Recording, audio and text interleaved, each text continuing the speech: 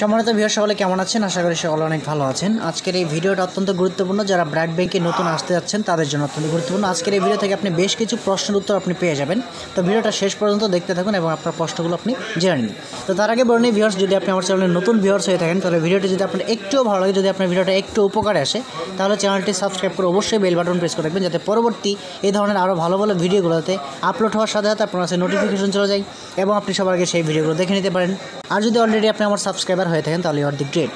তো চলুন আমরা এখন দেখে নিই যে কী প্রশ্নের উত্তর আজকে আপনি এই ভিডিও থেকে পেতে যাচ্ছেন। তো আজকে এই ভিডিও থেকে আপনি জানতে পারবেন যে ইন্টারনেট ব্যাংকিং সেবাটি আপনি কীভাবে গ্রহণ করতে পারবেন বা আপনি সেবাটি পাবেন কি না এবং এটি কীভাবে পাবেন, তো সেটার প্রসেসটা কী হবে সেটা আপনাকে বলে দেবো। আপনি ব্র্যাক ব্যাংকের ডেবিট কার্ড অথবা ক্রেডিট কার্ড আপনি এটি কীভাবে পেতে পারেন বা কখন আপনি এটার জন্য অ্যাপ্লাই করবেন বা কীভাবে করবেন সেই প্রসেসটা আপনি এখান থেকে জানতে পারবেন।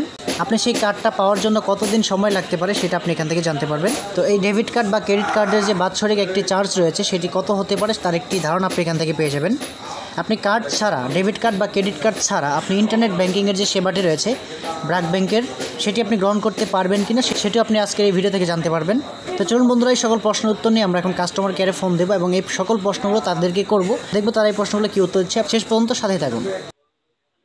শুভ সন্ধ্যা, ব্র্যাক ব্যাংক কল সেন্টার থেকে রাজীব বলছি। আজ আপনি কিভাবে সহযোগিতা করতে পারি? যে আমি জানতে চাচ্ছিলাম যে ব্র্যাক ব্যাংকে যে ইন্টারনেট ব্যাংকিং এর যে সেবাটা আছে সেটা আমি কিভাবে ব্যবহার করতে পারি। আমি কিন্তু ব্র্যাক ব্যাংকে এখন আচ্ছা, অ্যাকাউন্ট নেই, কিন্তু আমি কিভাবে মানে অ্যাকাউন্টটা করলে আমি সেটা ব্যবহার করতে পারবো। ইন্টারনেট ব্যাংকিংটা আপনি খুব ইজিলি করতে পারবেন। এটা হচ্ছে আমাদের ফ্রি অফ কস্টে ব্যবহার করা যায়। ব্র্যাক ব্যাংকে ইন্টারনেট ব্যাংক আমাদের একটা অ্যাপসই আছে, আস্থা ব্র্যাক ব্যাংক। হ্যাঁ, আচ্ছা এটা প্লে স্টোর অথবা আই স্টোরে আছে। ঠিক আছে।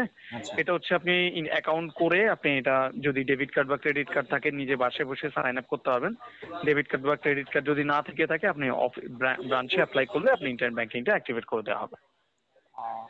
ডেবিট কার্ড আমি অ্যাকাউন্ট মনে করেন আমি যদি অ্যাকাউন্ট করি, তো অ্যাকাউন্ট করার পরে আমি ডেবিট কার্ডটা কিভাবে সংগ্রহ করতে পারি বা এটার জন্য ফি কেমন ডেবিট হবে? কার্ডটা, এটা ডেবিট কার্ড, এটা হচ্ছে আপনি যদি সংগ্রহ করতে হয় ডেবিট কার্ড যখন অ্যাকাউন্টটা ওপেন হবে, আপনি অ্যাকাউন্ট ওপেন করতে যাবেন ব্রাঞ্চে একটা রিকোয়েস্ট রেখে দিতে পারেন আপনার ডেবিট কার্ডও, যাতে অ্যাকাউন্ট ওপেন হওয়ার সাথে সাথে একটা ডেবিট কার্ড ইস্যু করা হয়।